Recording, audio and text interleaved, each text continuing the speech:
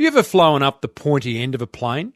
You know, where they serve the fancy champagne and give you PJs to change into when the sun goes down? If you haven't, don't worry, because today's guest has a business that optimises your frequent flyer points so you can fly flat. Welcome to the Small Business Big Marketing Show, where successful small business owners share their secrets to take your marketing to the next level. Now here's your host, Tim Reid.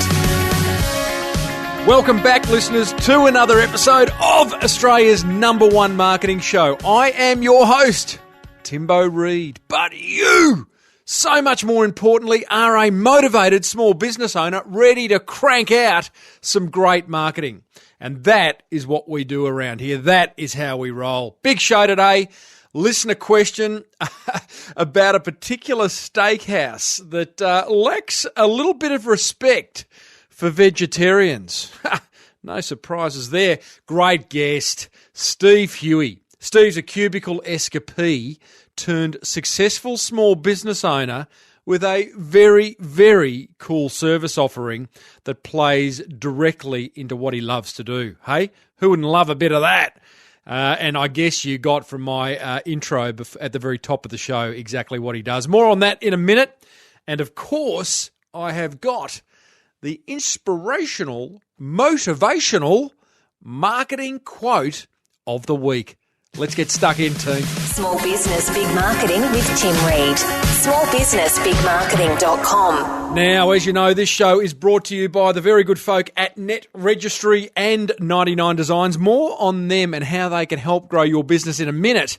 But I have got a listener question, and I like this one. It'll put a smile on your dial. It's from Pete. Pete doesn't have a surname. He's got an email address, but I won't give that out. And he hasn't even given me a business name that I can promote. That's okay.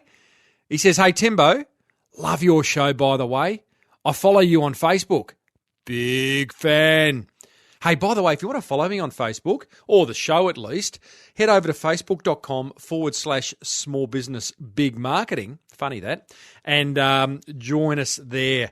I post funny stuff there, you know, like funny business cards or packaging or business names, stuff that I see along the way, plus various other bits and bobs that enter my marketing mind. Back to Pete's letter. He says, I was curious to know your thoughts on this social media comment from a well-known burger joint in Melbourne called Huckster Burger. You can find the link here. Well, he's given us their Facebook. I've also copied their post below. Here's what it says. Yo, vegetarians, we respect your whole no meat get up, but please don't write into our page complaining that we only have one option. Our catchphrase is hot beef, cold beer, after all. You don't see us ringing Veggie Bar to whinge about the lack of steaks that are on offer. I love it. Pete asks, comments received on the Facebook post have been 50-50 in the way of positive versus negative. What are your thoughts, Timbo? Is this smart marketing or the wrong approach? Interested? Cheers, Pete. Thanks for sharing, Pete. I love it, mate.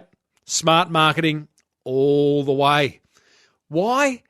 Because I think smart marketing stands for something. Businesses that embark on smart marketing say, you know what? We are going to put a stake in the ground. Excuse the pun. Didn't mean it. Quite funny, though. We're going to put a stake in the ground and stand for something, you know? We're not going to try and please everyone, because you know what happens when you try to please everyone? You become nothing to no one. You become vanilla. You become wallpaper. So I love their courage. I think it's got personality. It screams personality. You know, it's memorable. I remember interviewing Andre from Vino Mofo a couple of years ago now. Again, you know, that's a online wine retailer called Vino Mofo. That's got personality. I love reading copy. I love seeing marketing that does that. So it screams of that. It's also really shareable, Pete. You know, word of mouth, mate. Word of mouth. We live in a world of word of mouth, not word of mouth. when you do stuff that's interesting and shareable, people put it on their Facebook. They put it on their Twitter, LinkedIn, all that type of stuff. So, look, yeah, it's going to piss a few people off. It's going to piss the vegetarians off, but that's okay. Hey, they've got their places they can go to, you know. I love vegetables. I think they go really well with steak. Now I'm pissing the vegetarians off. No, look, I love it, mate. Thank you for sharing it, Pete. Feel free, listeners, to leave a comment in the show notes about what you thought of that little rant from the steakhouse. And if you've got a question, send it to me. Send it to tim@smallbusinessbigmarketing.com. Don't make it long. I can't read long emails. I lose concentration. Just a short question, comment, opinion. Then I can share it on the show. We're going to have a laugh. Hey, as you know, this show is made absolutely possible by the very good folk at Net Registry and 99 Designs, two sponsors whom I love because they are also in the business of making the life of the small business owner easy. Let me tell you about 99 Designs. It is a place where you can get anything designed. Get logos from $299, social media page from $149, clothing and merch, bit of merchandise from $189. And here's the thing, it's a 7-day design contest. You post your brief, dozens of designers from all over the world compete by submitting their finished design in low res. You see them coming in within hours, and then you award the prize money to the winning designer who releases you the high-res files. I've got a forum member of the Small Business Big Marketing Forum who launched a contest today, and he says, his name's Luke. G'day, Luke, by the way. Welcome to the forum, mate. He says, I'm enjoying watching the designs come in, and so far it is a much more pleasant experience than anything I have had with Elance. Ooh. And I haven't even been on for 14 hours. So already you're starting to see designs come in. It is pretty amazing. And you're likely to get tens and tens, if not hundreds of designs. You get 100% money back guarantee as well. So there's nothing to lose. Head over to 99designs.com/SBBM and you'll get a free $99 Power Pack upgrade, which will lead to 185% more designs being submitted. Got to love that. 99designs.com/SBBM. Hey, speaking of businesses that help other small businesses grow, head over to netregistry.com.au if you need any part of marketing your business online sorted, right? You need a domain name, you need good website hosting, you need a bit of pay-per-click advertising loving, like Google AdWords, that type of stuff. You might need a website designed or developed. They do it all, right? They are good at it. It's just what they do. They're specialists. We love a specialist because then they're really good at their speciality. So, netregistry.com.au is where it's at. And tell them Timbo sent you. Okay. It's the part of the show which you love, right? It's the guest. I think you love. Do you love it? Or do you like the listener questions? Or do you like hearing feedback from other motivated business owners like you? I don't know. I do love the interviews. This guy's name's Steve Huey, and he was recommended to me by Tara Frolic. That's a nice surname. Tara sent me a note a few months ago. She said, hey, I'm a full-time marketer, Timbo, micro-food business owner, budding writer about loyalty programs as well. I'm an Aussie from the Gold Coast, now living in Cape Town, South Africa, and love listening to your podcast week in, week out. I reckon you should interview Steve Huey. He owns a business called iFLYflat. Keep up the great show, Timbo. Hey, Tara, thank you, number one, for suggesting Steve, because it turned out to be an excellent suggestion. Hey, listeners, if you've got someone who you want me to interview, by the way, just send me a note, tim@smallbusinessbigmarketing.com. Put in the subject line, interview suggestion, and introduce me maybe to the person you have in mind. Back to Steve. So Steve is a cubicle escapee. For 17 years, he was working in corporate Australia, Macquarie Bank specifically, and decided to leave and start his own business, inspired by his innovative thinking, his passion for travel, and a burning desire to optimise things, right? So he's gone, what do I love? I love helping people with their frequent flyer points so that they can travel in style. So he set up iFLYflat.com.au in 2012, and it's a points optimisation consultancy, the only one of its type in the world, believe it or not. And it's just a really interesting business and fun business. He's had a heap of media coverage.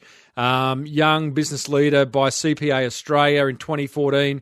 Top 10 startups to watch by Startup Daily. He's been named the Points Whisperer by the Sydney Morning Herald. And he's appeared on Sky Business, Australian Financial Review, CEO Magazine, etc., etc.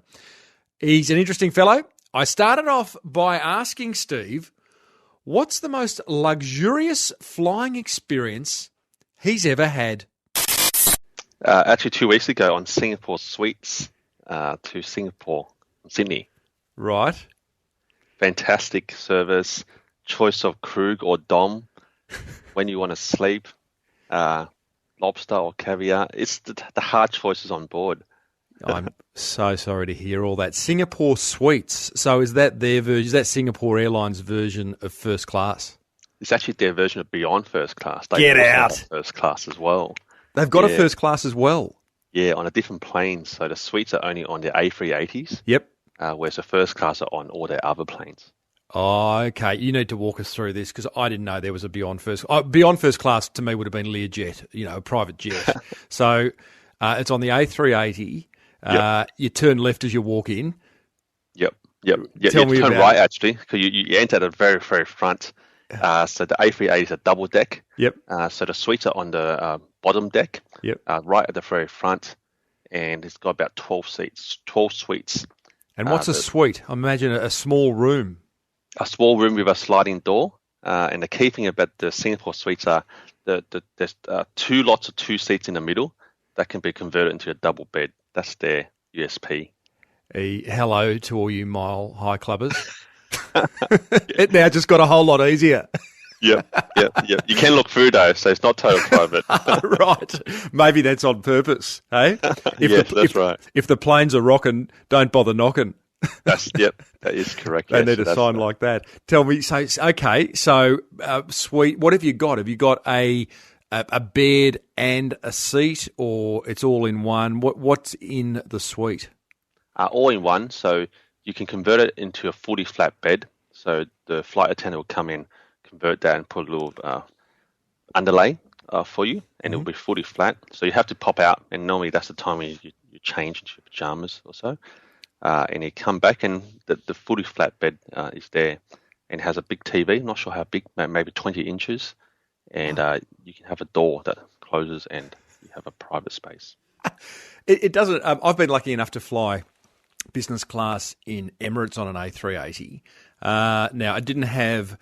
It sounds like just a bigger version of something like that. I didn't have a suite, but a flat bed, relatively big TV, had a cabinet, had a fridge, had amazing amount of storage. So it's sort of a bigger version of that, is it? Yeah, bigger version. I think just the door gives it a little bit of sense of privacy, and then when you sleep and things like that. But and lobster, mate. And lobster, or you can choose from a whole. They've got this thing called Book to Cook, so you can pick from the menu and they'll have it ready for you. Prior to boarding the plane. Yeah. And I imagine there is a pick up from home and pick up from airport on the other end and all that type of stuff included. Yeah, no, Singapore don't do that. I had a points ticket, so I don't think it includes it. Right. Emirates does have a pickup. They do. Even for business, they do. Yeah, even for business, that's included in even a points ticket. So Emirates is very generous. But Singapore does have their own first class check-in in Singapore. Yeah, right. And so they should. I mean, do they know who you are? They don't know who I am, but it's their home port, and that's where they have great lounges and service. So, Steve, you flew Singapore Suites. So tell us, how many points did that cost you? Yeah, so one way I went Sydney, Singapore, Hong Kong for 67,250,000 points. Right. What would it have? Just under $300. Taxes $300. And what would it have cost you if you're paying for it? $4,000 one way it would have cost. That sounds cheap. I know it's like $4,000 one way to Singapore, but that sounds, given that it's above first class. Yeah, not actually a pretty good price for one way. So, but I guess comparatively, if you flew economy, that ticket would probably cost only about $800. Yeah, right. Hey, before we get stuck into how you came to start iFLYflat, what's your favourite airline? My favourite airline is actually ANA, which is a Japanese airline. Never heard of them. Home base is Japan.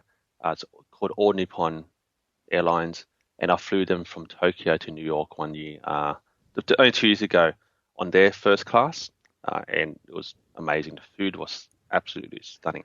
Right. Just like if you're on the ground. And like just everything, like food, the seats, the interiors, the service, the lot. That's right. The cabin was well thought out. So normally on a plane, you got a bottle of water, you got your mobile phone, you got your glasses. With that suite, they call it a suite as well. You didn't have a door, but you had a place for everything. So you could put everything and go to sleep knowing that it will be there when you wake up. So it was really well thought out. Yeah, nice. ANA, okay, not heard of that. Hey, now let's get stuck into how all this came about, because actually, like literally, I'm guessing it looks like 2012 was when you launched iFLYflat. So up until recently, you were stuck in a cubicle in corporate Australia, working in finance divisions. I'm guessing you were a CFO or accountants within an accountant within large corporations. So you escaped the cubicle and launched iFLYflat in 2012. Tell us about the aha moment you had for the idea. Oh, well, actually, the aha moment came about 6.5 years ago when, in that corporate job, I flew business class for the first time to do an outsourcing gig in New Delhi. And that actually was the first A380 that I ever flew. And I was lucky enough to fly business class on company account. Ooh. And I thought, well, this is the way. This is the way you're supposed to travel. And that seeded the idea. And after a couple of trips, my points added up. And I thought, well, how am I going to keep this up? And actually quickly discovered that points was the best way to keep flying up the front. So, quickly discovered for yourself, and there must have been a point where you've gone, I'm gathering you're quite an analytical kind of guy. You love the numbers and the spreadsheets. Would that be fair? Yeah, that's right.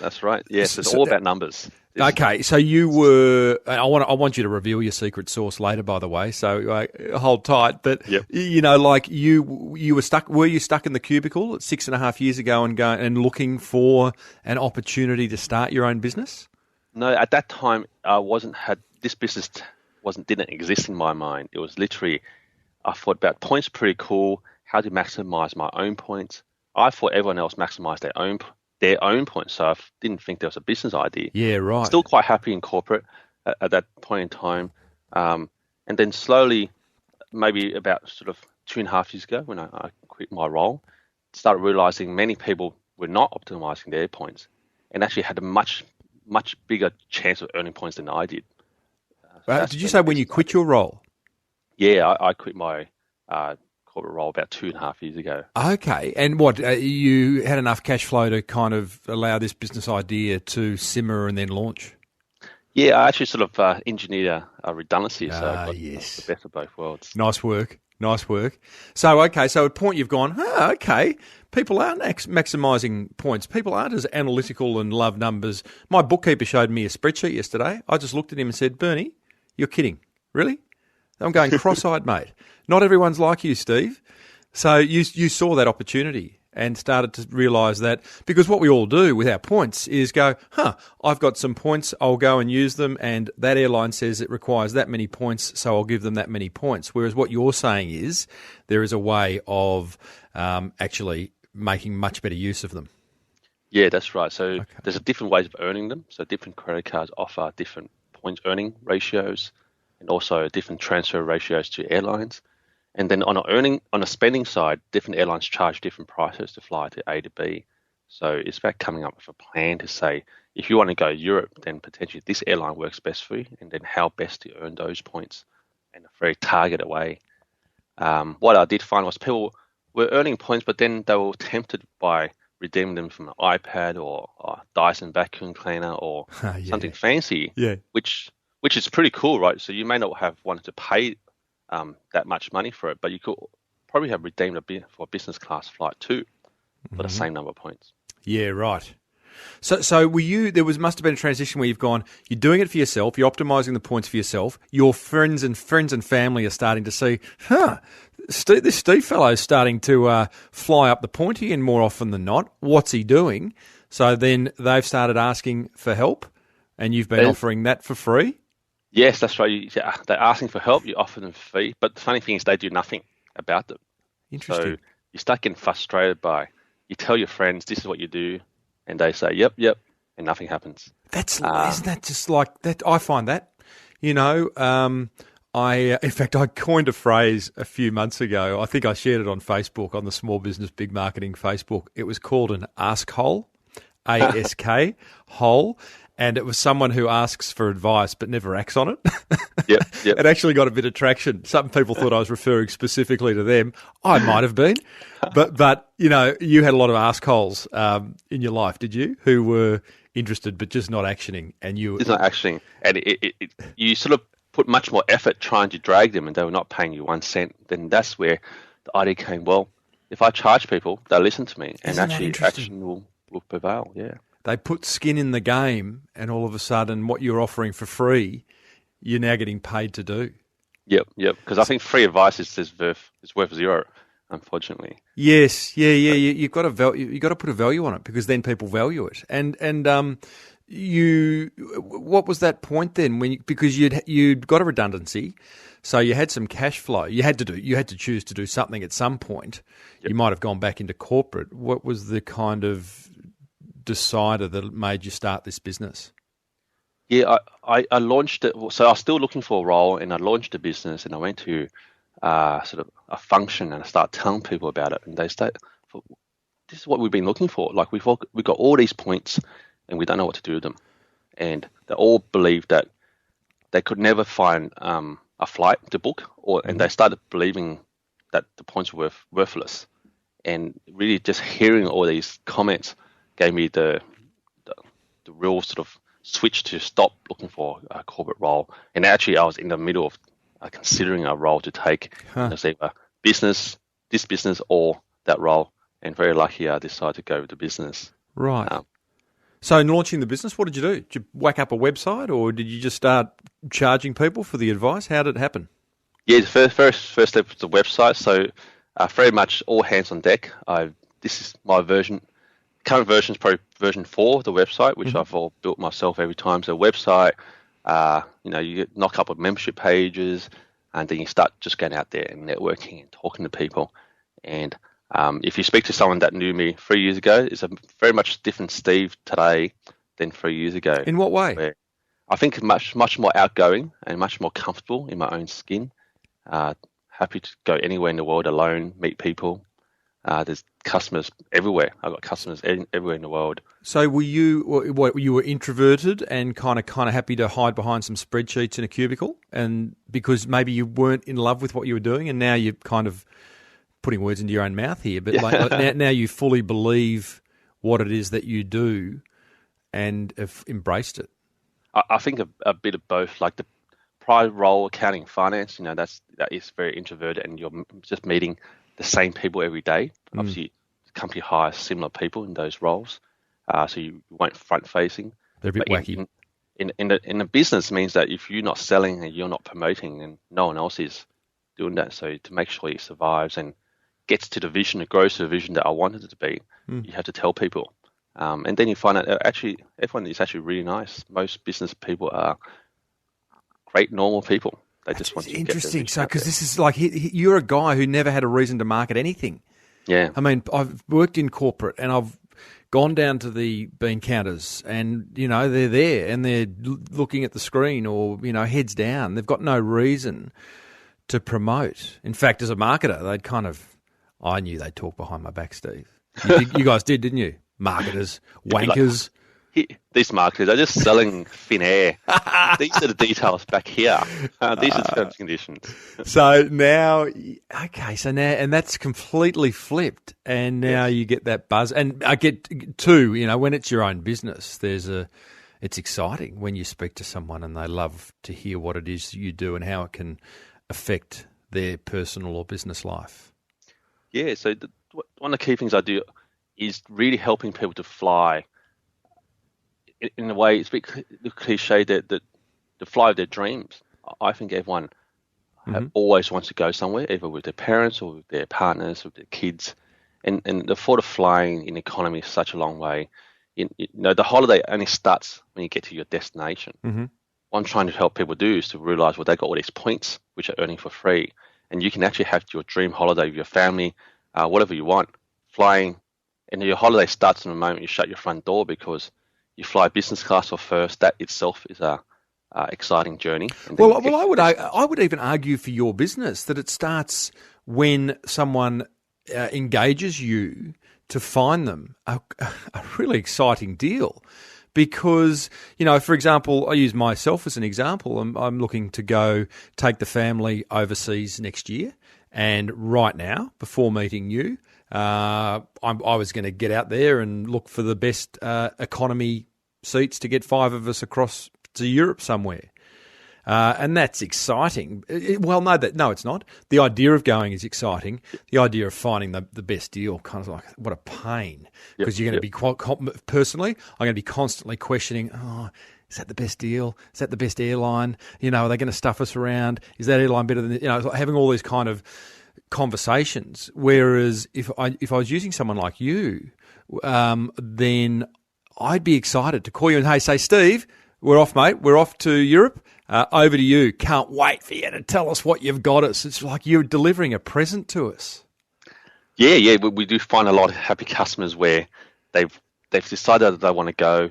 They've got the points, or they're saving for the points, and we start looking for them. So every day we give them an update on what we found. That's exciting. And their holiday is getting closer. But we find that when they really get excited is when we actually book them a ticket, and they know they are going to fly business or first, confirmed ticket, and that's it.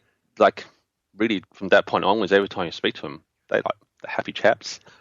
Yeah. Well, I can't help but give it marketing advice. You could be an arsehole and ignore it, but I would argue that the holiday starts when they first call you, because and not when they shut their door to head to the airport. I just think it's such an exciting thing that you offer, and you've really touched a nerve with the business, and in the sense that, I've been, I know when I hop on a plane and I walk through business, there's an envy.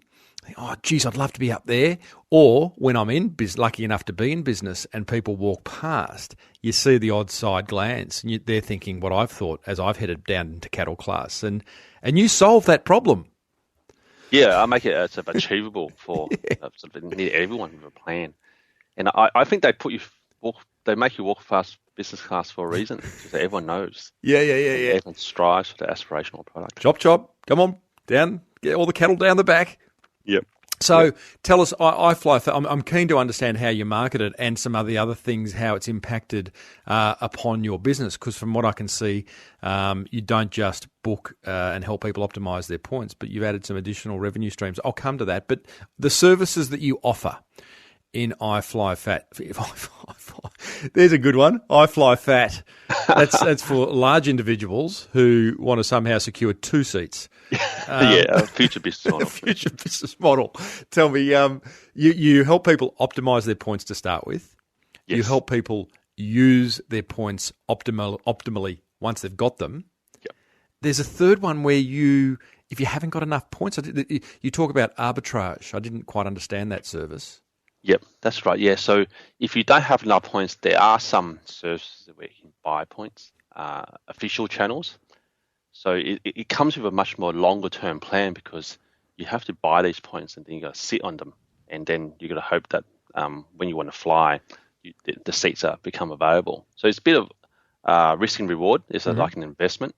So we help people with a longer term flying needs to buy these points from the airlines themselves and redeem them. So I didn't know you could buy points. I would have thought buying points would be an expensive exercise. And you might buy the ticket.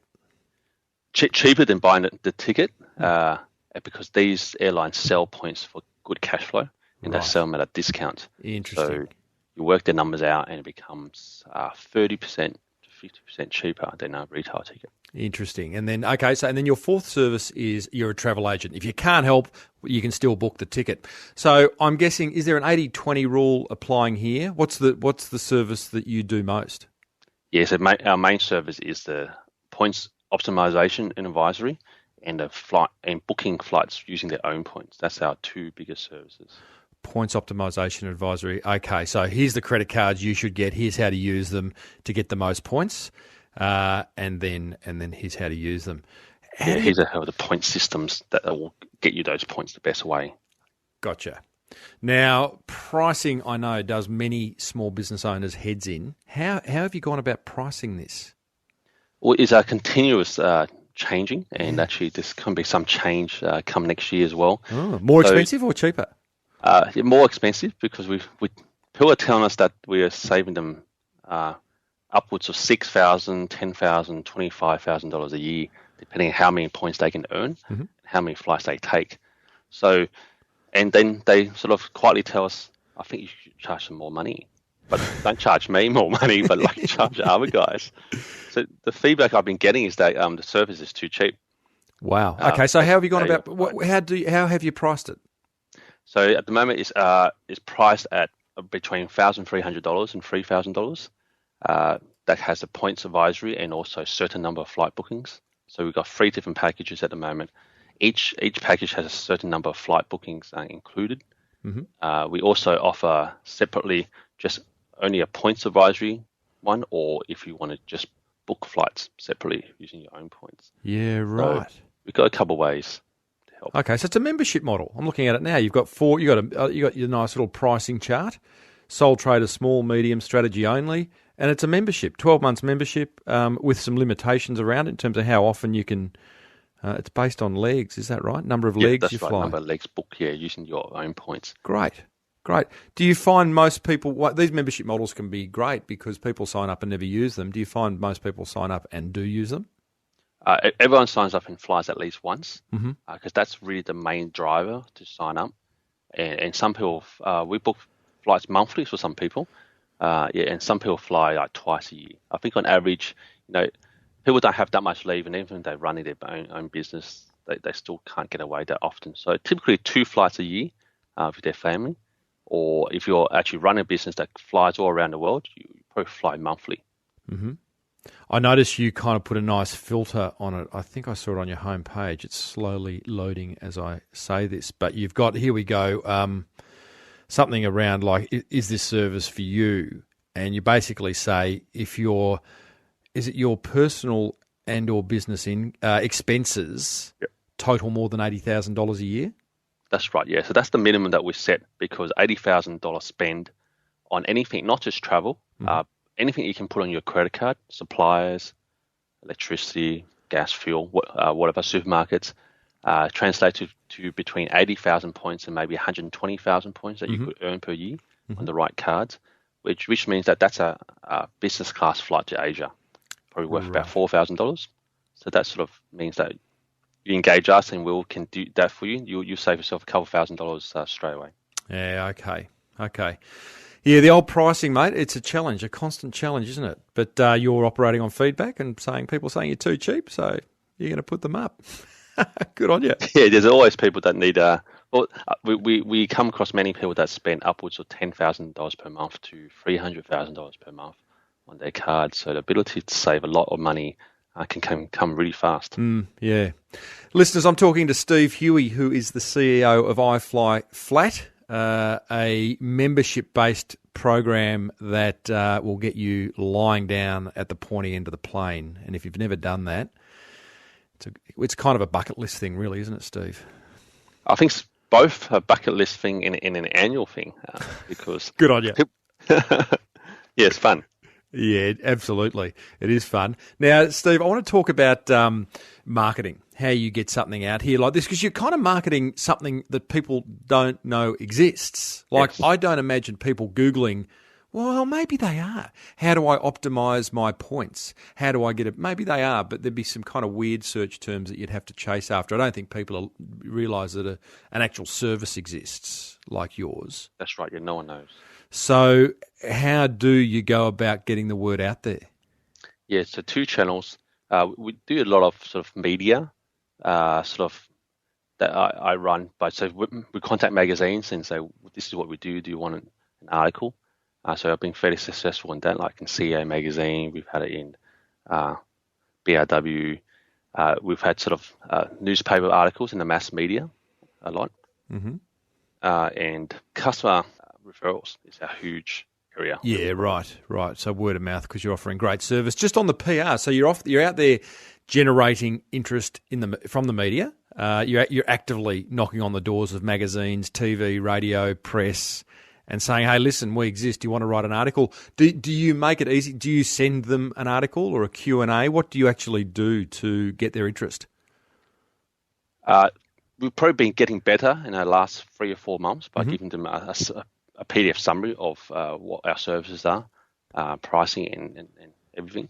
So, but prior to that, it was just really just trying to explain to them what we did, and we were the first to market, and we still are. We're unique globally in what we do. Really? So, yes, it's very interesting and very easy for them to put an article in their magazine to talk about us. It is. Well, it is. It's a sexy offer. It's interesting, it's sexy, and everyone wants it. And it's the ultimate something for nothing, in a planned way. So that's very exciting for everyone. Yep. Flying for free is a really attractive, and parties are very popular to talk about. What is? Flying for free. Yeah. Giving points. Yeah, totally. So, okay, so you actively chase PR, and I imagine you would have got tens of thousands of column centimetres and maybe seconds on. You've been on TV and radio? I've been on Sky News Business roughly about 2 years ago. Did you get nervous? At that session, it was, yeah. But getting much better these days, and even going on travel conferences, and I feel totally comfortable. Just really just tell my message. Well, this is interesting because, again, I see this more and more. You've got an interesting service. It's well packaged up, and you're not just offering. You're making money through the membership model. But I notice you're speaking at conferences and running workshops. So are they additional revenue streams for you? Yeah, the conferences and workshops are more about just exposure and awareness. There may be future revenue streams, but not currently. Mm-hmm. Currently, it's just about spreading the word, helping people know that you can either do it yourself if you want to go through all the forums and read hundreds of pages. And really, I see myself no different to, I guess, maybe I don't want to compare it to a tax agent, but you can technically do your tax return yourself, but no one wants to because it's quite technical, but it can be done. So we probably do something similar. We'll get you bumps on seats. Don't compare yourself to a tax agent. Yeah. Not good marketing. No. So you're speaking. I mean, again, here's a guy who, you were in the cubicle. You've probably never spoken from stage before. And now you're telling us that you're completely comfortable getting up and speaking to 100, 200, 300 people? Yeah, completely comfortable. In any time. So if someone tapped me on the shoulder and said, you want to say something? Yeah, fine, I'll say something because I see it's no different. I speak to hundreds of people per week, just telling them about what I do on the phone, face-to-face. So the fact that I'm on TV or on stage is just the same thing, I feel. It's great for you that you've been able to break through that because many don't. And I'd love listeners to kind of embrace that, and all the business owners who are listening. Public speaking, some people would rather die than speak from stage, which is a kind of weird kind of fact. But, if you can break through that fear and realise that you are sharing something that will improve people's lives in some way, which is what every business should do, then it should put you at ease. I do a lot of speaking from stage, and I just think, I'm about to share some knowledge that will improve someone's business and, make their day just that little bit better. Yeah, and I feel everyone who's watching you and listening to you, they want you to deliver the message. They're not looking at, what's he doing with his arms? What's he doing with?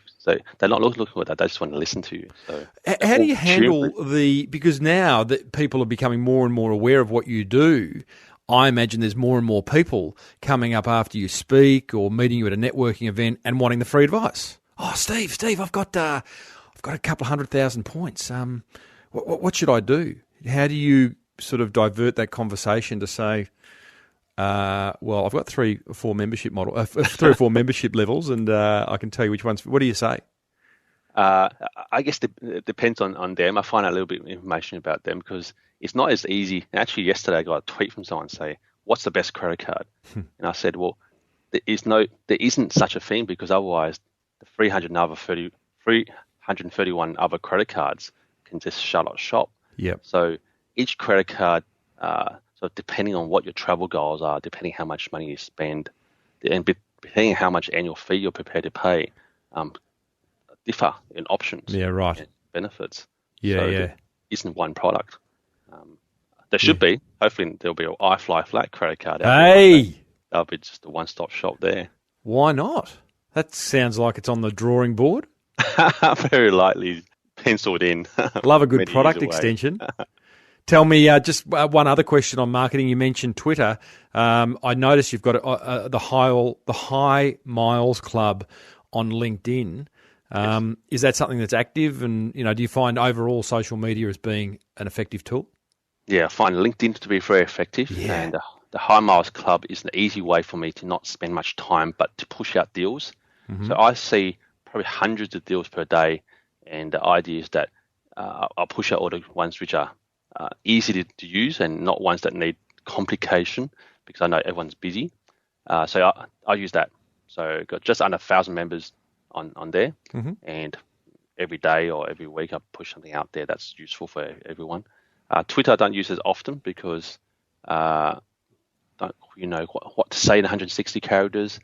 Facebook I'm on a bit, but LinkedIn's my main one and newsletters. Yeah, I imagine LinkedIn would be great. You could. I imagine there's another model there for you in terms of revenue. If there's hundreds of deals coming out each day, I guess many of which we see. If you subscribe to an airline's e-newsletter, are we seeing some of those deals? Are you also saying there are deals that we, the public, don't see that you see? So the public do see, but I subscribe to all these different blogs and newsletters.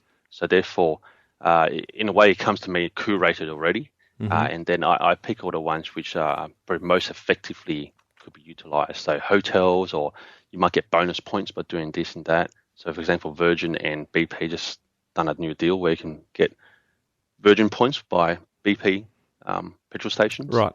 So it's just about putting those news out there because I think most people just don't think about points all the time. So that's what I do for them. Do you get, I'm leading somewhere with this, do you get business from the High Miles Club, a significant amount of business from the High Miles Club?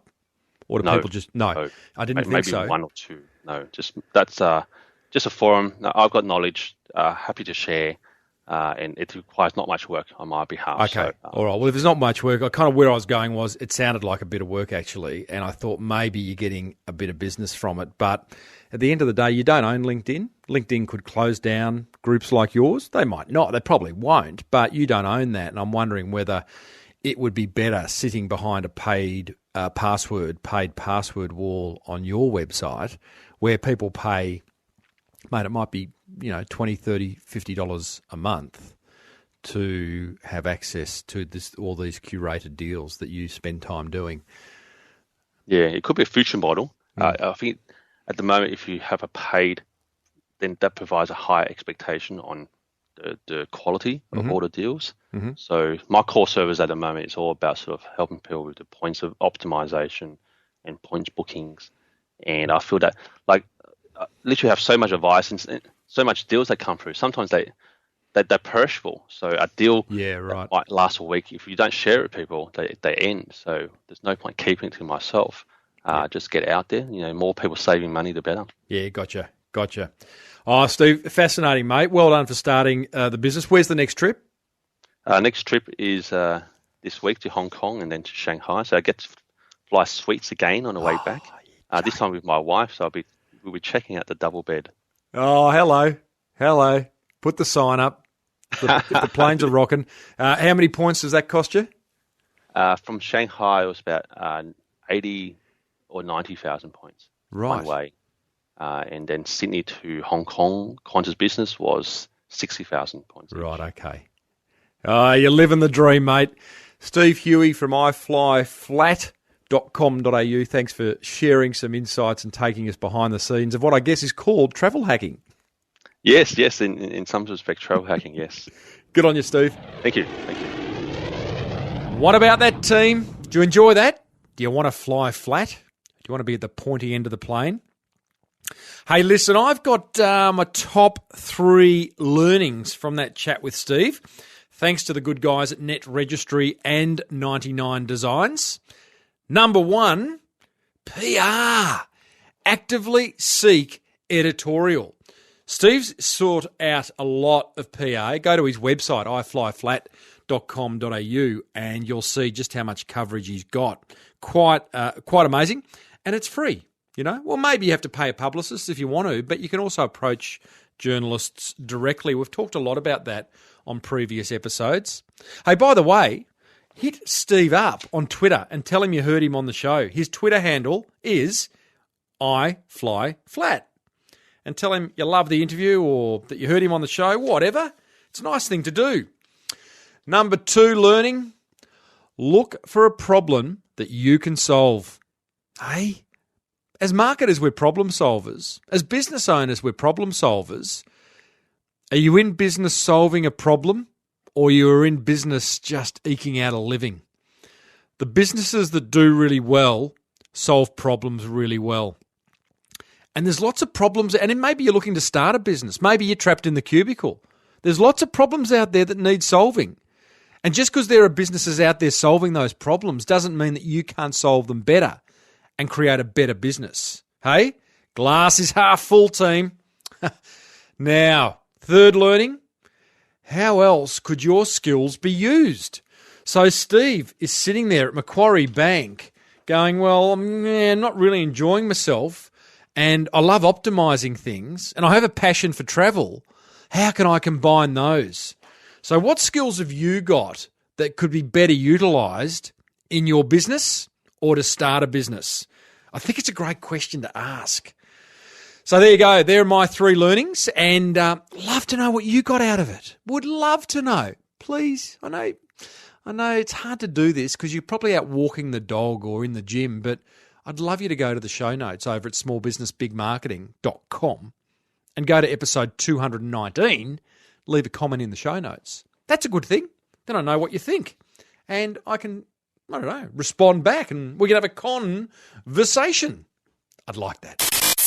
Okie dokie. Motivational marketing quote of the week. I'm not sure it's that motivational this week, but it's my favourite definition of marketing. It's inspirational in that it's simple. Marketing is what you do when you can't go and see someone. Huh? Do you like that? Marketing is what you do when you can't go and see someone. In an ideal world, right, you'd get up out of your chair, walk out of your office or your shop, and go and meet with every prospect and or client that you could. Have a coffee with them, ask how they're going, at some point start a business conversation, see what problem they have that you can solve. But, you only have so many hours in the day. So that's where good marketing steps in. If you create marketing that's personable, emotional, engaging, just like if you were in front of that client or prospect, then you're on a winner. Yeah? Approach your marketing like that. I like to think of marketing as writing a letter to someone. Doesn't mean that you have to do a brochure or something, like just any of your marketing that you do. Personalise it. Make it engaging and have fun with it. Marketing's what you do when you can't go and see someone. Righto. Next week, I got a fellow called Bart. You don't come across many Barts. I guess it's short for Bartholomew, but you don't come across many Bartholomews either. He's got a cool little business called Innies. Innies, eh? Things that you put in your shoes if you're young and youthful. You know how they don't do their shoes. Those young people of today, they don't do their shoes up. They tuck their laces in. Well, it causes problems, that. And Bart solves that problem. He's a cool little entrepreneur out of Melbourne and did a very good crowdfunding campaign. Now, I am also close to nailing a big guest. Yeah, big guest coming your way. Won't drop any names. Mick Jagger once told me not to do that. But I'm working on it. Hope to announce it in the new year and do the interview shortly thereafter. Hey, join the forum. Crankmymarketing.com is where you should go and do it. A good thing to start the new year with. I'm in there every day answering your marketing questions. Just do it. Imagine if you got one marketing question answered a month that pushed your business forward. Surely that's worth a few bucks. Crankmymarketing.com. A very big thank you to netregistry.com.au and the good folk at 99designs.com/SBBM for your exclusive listener offer. Thanks, guys, for supporting the show. I love yous, but I love you even more. The listener, the motivated business owner that you are. Thanks for tuning in. Thanks for allowing me to push your business forward, to open up your mind a little around this wonderful thing called marketing, the lifeblood, the oxygen of a business. We're going to do lots more of it, plenty more episodes to come, but until next time, may your marketing be the best marketing. Bye for now. You've been listening to the Small Business Big Marketing Show with Tim Reid. Want more marketing goodness? Then visit smallbusinessbigmarketing.com.